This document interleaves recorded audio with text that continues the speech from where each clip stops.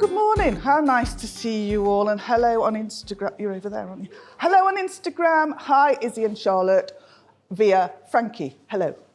And my girls. Okay, so who am I? I run a coaching and communication business in Belper, but I also work nationally. I'm also, quite a few people would know me as quite a successful sign language interpreter, but I'm moving away from that to do something new. So my passion is communicating. I was a sign language interpreter for 30 years, so that's all about communication. And what I'm going to be doing in the future is also based around communication. And I'm wanting to encourage people to improve their productivity by getting outside and having a bit of fun, because we've had a bit of not so much fun recently. Get outside, have a bit of fun, and make sure that that improves productivity. So, that's that. That's me. So you might say that Kismet brought me here today. Who knows? But what is Kismet? We've already had one definition of it. Bear with me. Oh, it's working. They've said, sorry, I don't know your name. Paranjeet says, a Punjabi word. When I was doing my research, Turkish word. Very sort of similar roots, you know? And from the Arabic kisma, meaning our portion or lot in life, you can read the slide. That's incredible. And I've taken this from the CreativeMornings website. So that is what is on there. So how does it link with what I do? I'd like to take you through a bit of an insight into my work and what I'm developing. So look, Kismet, serendipity, all of those sort of things. It's about how you communicate with yourself and with other people, in my opinion. So success or failure, apparently brought about by chance rather than through one's own actions. So that's the definition from the Oxford English Dictionary. So I'm thinking that you can adjust your exposure to luck by managing your actions. Some nods in the audience, that's awesome. So when something happens, how do you think, feel, behave? What comes up for you? If something happens that's good, does that sort of generate good feelings? And then you go out and do something exciting, and then you come back and go, oh, I feel really good about that. And so your whole perspective on life is totally different when something a little bit grabby happens, and then you feel a little bit, and then it starts raining, and you think, oh, and then then you've got to go out and get the kids from school, or then you've got to go out and do this, and then you've got to... the whole perspective on what's happening around you changes. So to be lucky, it's about interpretation and what the meaning of something is. So being lucky can mean different things to different people. So for example, some people might see empty nest syndrome as a bit of a negative thing. Both my offspring have gone off to university. I've seen it as a bit of an opportunity, to be perfectly honest. I've gone, that's wonderful that I've done my job, or I'm still doing my job. That means that they can go off and do the stuff that they want to do, and they've not got me holding them back. And vice versa.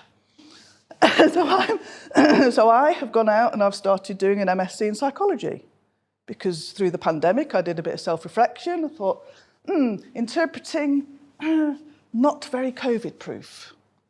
It was a tough time. It was really hard because there wasn't any work going on. I worked in events. There were no events happening.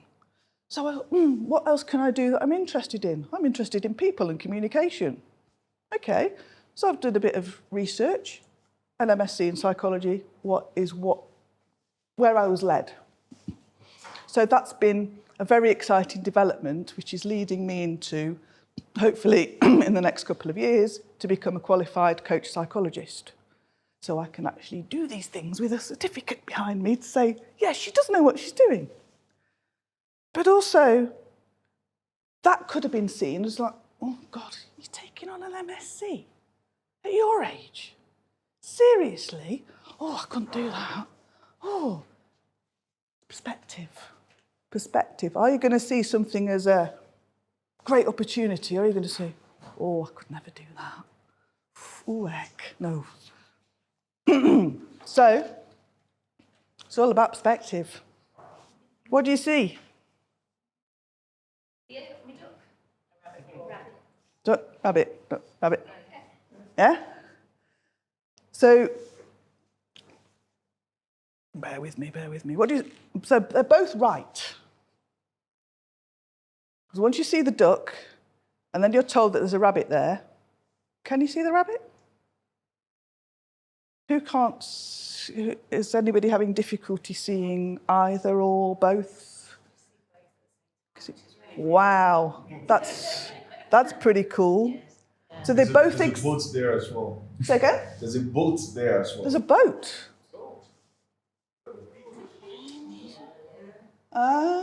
Okay. Oh, I wonder what it says about this. Oh, that's the issue. We're doing this with creative people. If we leave it there long enough, you're going to see all sorts of stuff. Seeing into my soul. Yes, exactly. So they both exist at the same time, and most of us can't see both at the same time, unless you've got wonderful bright pink hair and wonderful dungarees, because that obviously changes your perspective on things. So it can all relate to how we look at things. We can choose to see one or the other. So if you're in a situation, you can choose to see something from one perspective or another. Doesn't mean that either is wrong or either is right.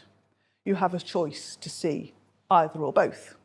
And the language that we use shapes the way that we see the world. So if we're talking about something positively, that's going to change our perspective on the world. If we talk about something negatively, that's going to change the way we see about the world. So reframing your thinking.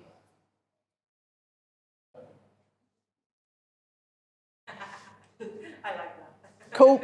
I thought you might like that one. So we see, for those, if it's not quite clear, it's a guy sitting on a chair, but the chair's upside down. And you're not doing it wrong. If nobody knows what you're doing, they crack on anyway. It's fine. Yeah, so a bit of sense of freedom. You just go, hey, it doesn't really matter because they don't know.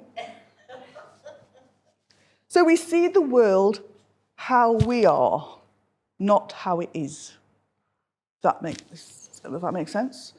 From our perspective, we see the world. But Zoe, you see the world. We're in the same room. Zoe sees it from over there, I see it from over here. Or my stuff will come into the way that I see the world, or Zoe's stuff will come into the way she sees the world. And same with anybody in the room, or anybody on Instagram. We're going to be seeing the world from where we are. So this insight will give us choices. And that means that we can be more adaptable in the way that we look at things.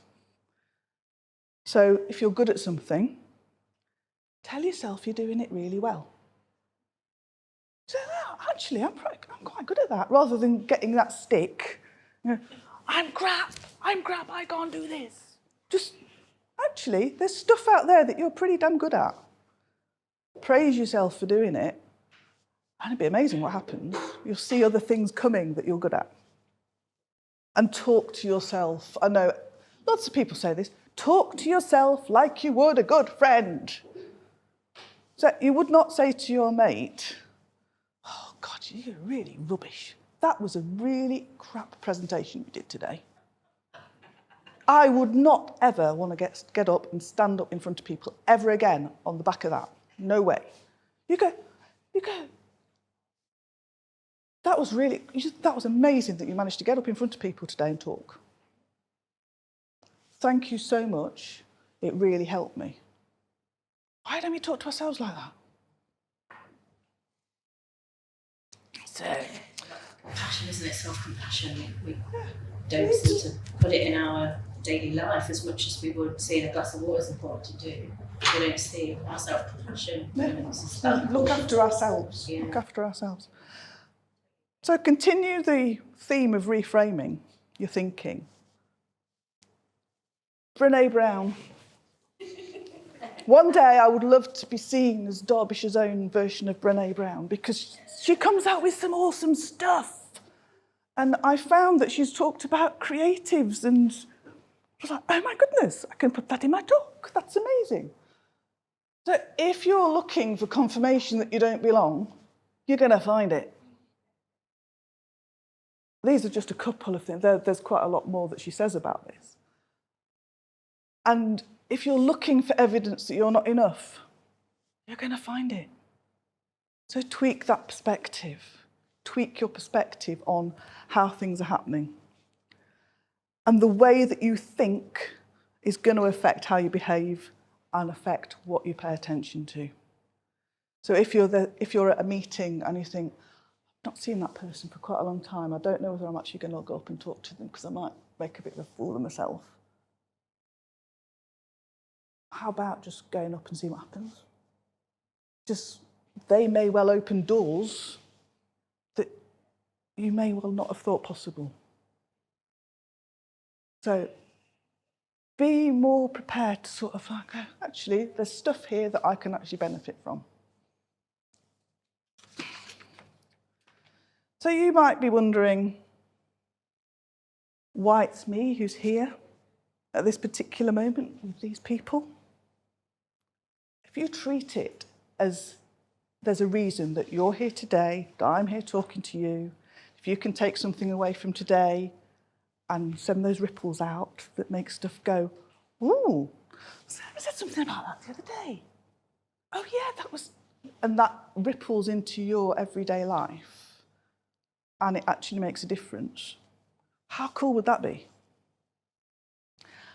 This slide is linked to my vision for actually getting people outside and creating new ways of looking at things. Because once you're away from your desk or your creative space and you're actually out there, maybe going for a country walk or just having a wander down by the river here in Derby, things will filter through and you'll find out what's the most important thing. What is really worth focusing my attention on today? And then you come back and be slightly more creative. Well, it works for me anyway. So we can treat things that there's a reason for them actually happening. You can see a person or event and think, actually, there's a reason I'm here. And they're colliding with your life. Like some of you I've not met before. So there could be something that we could help each other with. We don't know at the minute, but if we've collided today, there's stuff that we could actually potentially work on. Who knows? But we don't know unless we investigate those things. And by changing perspective, you're going to notice things that you might not otherwise. And getting outside, I want to invite you to be part of something. I'd like you to net walk with me. And there's a big thing going on at the moment. I don't know if you've heard of Lee Timmis. He's a world record-breaking cyclist. And he's doing another world record. And he's asked people to do something active, to get out and do something active. So I said to him, how about doing some networking? He went, yeah, get people involved and do some networking. The thing is, it's a 7-day thing that he wants us to do. So I'm thinking, along with Hannah, that we're going to create 7 days of networking so that people can join in various places. We will send out a programme of what we're going to be doing. And then you can join in, see how you feel beforehand, see what difference it makes afterwards. And then, on the basis of that, it will help me, so I'm sort of doing a bit of research to be perfectly honest, develop the programme that I wanted to develop to help people more generally to get actually outside and more productive.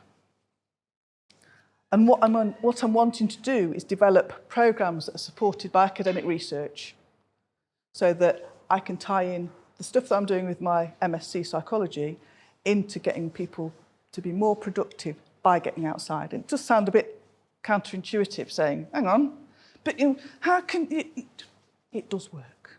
Trust me, it works. So, really, the last thing I'd like to say is, these are my contact details. But also, is it Kismet that brought me today to see you? I guess that's a matter of perspective.